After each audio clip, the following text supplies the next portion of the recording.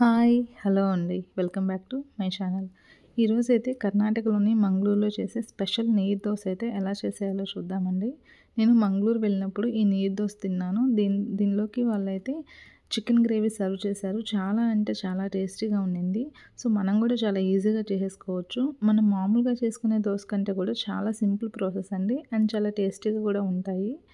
వీటిని మనం ఏం చేయాలి అంటే కొన్ని టిప్స్ గనుక ఫాలో అయ్యాము అంటే కరెక్ట్‌గా వస్తుంది పాడవకుండా. అలా చేస్తే చాలా సాఫ్ట్‌గా ఉంటాయి. ప్లస్ టేస్ట్ కూడా చాలా బాగుంటుందండి. సో, లేట్ చేయకుండా ప్రాసెస్‌లోకైతే డైరెక్ట్‌గా వెళ్ళిపోదాము. మనమైతే ముందుగా బియ్యాన్ని తీసుకోవాలి. ఏ బియ్యం తీసుకోవాలి అనేది ఇక్కడ కొంచెం ఇంపార్టెంట్ అండి. ఏంటంటే నార్మల్ మనం బయట షాపుల్లో కొనుక్కున్న బియ్యంతో చేస్తే టేస్ట్ అంత బాగా ఉండదు. ప్లస్ దోస కూడా సరిగా రాదు. బట్ రేషన్ బియ్యం గనుక తీసుకొని దీన్ని పర్ఫెక్ట్‌గా ఒక 4 ఆర్ 5 టైమ్స్ నీట్‌గా వాష్ చేసుకొని మనం వాడుకున్నాము అంటే చాలా బాగొస్తాయండి దోసలు. ఎందుకంటే రేషన్ బియ్యానికి జిగురైతే చాలా ఎక్కువ ఉంటుందనమాట. సో, దీన్ని బాగా నీట్‌గా వాష్ చేసుకొని ఓవర్ నైట్ కానీ అట్‌లీస్ట్ 4-5 అవర్స్ గానీ సోక్ చేయాలి. అలా సోక్ చేసిన వాటిని మిక్సీ పట్టుకోవాలి. వీటిల్లోకి మెయిన్ ఏంటంటే కొబ్బరేసుకోవాలి. ఎంత ఏసుకోవాలి అనేది మన ఆప్షన్. మనకు కావాల్సినంత వేసుకోవచ్చు. ఎంత వేసుకున్నా గానీ ఇబ్బందేమీ ఉండదు. అట్లాగా ఒక పార్ట్ ఆఫ్ కోకోనట్ షెల్ అయితే నేను యూజ్ చేశాను ఇక్కడ. సో, దానిలో కొంచెం సాల్ట్ కూడా రుచికి సరిపడా యేసుకొని దీన్నైతే మిక్సీ పట్టాలి. ఎంత సాఫ్ట్‌గా ఉండాలి అంటే మనం మన దోసకి ఏదైతే చేస్తామో అంతకంటే సాఫ్ట్‌గా ఉండాలండి. దీనిలోకి మెయిన్ ఇంపార్టెంట్ ఇంకోటేంటంటే వాటర్ అయితే ఎక్కువ పొయ్యాలి. ఎంత వాటరీగా ఉండాలి అంటే ఇది వాటరా లేకపోతే దోస పిండా అనేంత పల్చగా అయితే ఉండాలి. గట్టిగా ఉంటే దోస అయితే రాదండి. ఇక్కడ చూస్తున్నారు గదా! ఎంత పలుచగా ఉందో అంత పలుచగా ఉండాలి పిండైతే. మనం దోస వేసేటప్పుడు గూడా మొత్తం కలపగూడదు. పైన తేట ఏదైతే ఉంటదో వాటిని తీసుకొని మాత్రమే దోస పొయ్యాలి.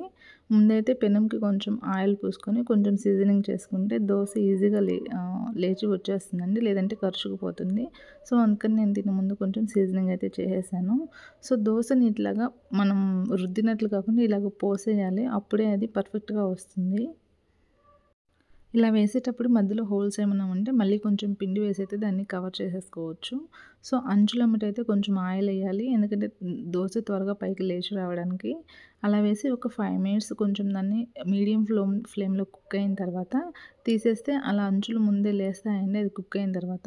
సో, దాన్ని అలా తీసేయాలి. ఇక్కడ ఏంటంటే అలా తీసిన తర్వాత మనకి ఏదన్నా ఒక హోల్స్ ఉండే టైప్ ప్లేట్ గానీ, ఇంకేదైనా మీ దగ్గర ఏదుంటే అది దాని మీద మనము వేయాలనమాట. అట్‌లీస్ట్ ఒక 15 సెకండ్స్ అయినా దాన్నుంచాలి. లేదంటే ఇలా మనం ఫోల్డ్ చేసినప్పుడు కరుసుకుపోతుంది. అందుకని దీని మీద కొద్దిసేపు ఉంచాలి. చూడండి పర్ఫెక్ట్ నీరు దోస అయితే రెడీ అయిపోయింది. చాలా ఈజీ ప్రాసెస్. మనం దోస పిండికి ఏదైతే చేసుకుంటామో అంతకంటే కూడా ఈజీగా అయిపోతుంది. ఎందుకంటే ఇది పులవాల్సిన అవసరం గూడా లేదు. ఇన్‌స్టాంట్‌గా అప్పటికప్పుడు మనం పెసరట్టు అయితే ఎలా చేసుకుంటామో అలాగే చేసుకొని తినొచ్చు దీన్ని. సో, నేనైతే ఇక్కడ దీనిలోకి టమాటో కర్రీ చేశాను. చాలా బావుందండి. మీకు వీడియో నచ్చుంటే లైక్ చేసి షేర్ చేయండి.